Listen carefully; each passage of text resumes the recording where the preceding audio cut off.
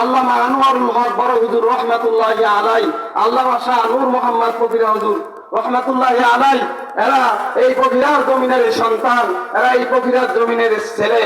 কিন্তু এই ফকিরার মধ্যে ফিতনা, ফকিরার মধ্যে শুধু ইহুদিদের কালচার এবং এই ফকিরার মধ্যে গান বাজনা এগুলো হচ্ছে। কিন্তু এগুলা কার মাটি ভাবতে হবে, এগুলা ভাবতে হবে।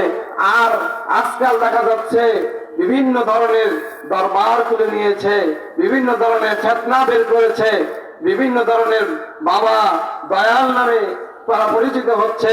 এইগুলা না ভাই, আল্লাহ বলা হয় দয়াল একজন, তিনি হলেন কে? আল্লাহ। তিনি কে? আল্লাহ। আল্লাহ ছাড়া দয়াল কেহ না।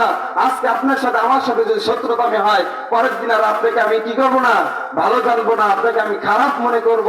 সেটাই মনে করে বলবেন যে যেহেতু আপনাকে আমরা খারাপ মনে করব, আল্লাহ পাক রব্বুল আলামিনের সাথে আমরা কত নাফরমানি করি, আল্লাহ পাক রব্বুল আলামিনের সাথে কত কত আমরা নামাজ পড়ি না, কিছুই রোজা করি না, তারপর আল্লাহ পাক রব্বুল আলামিন আমাদের মুখের থেকে ভাত আমাদের থেকে কি করেন না, সরান না।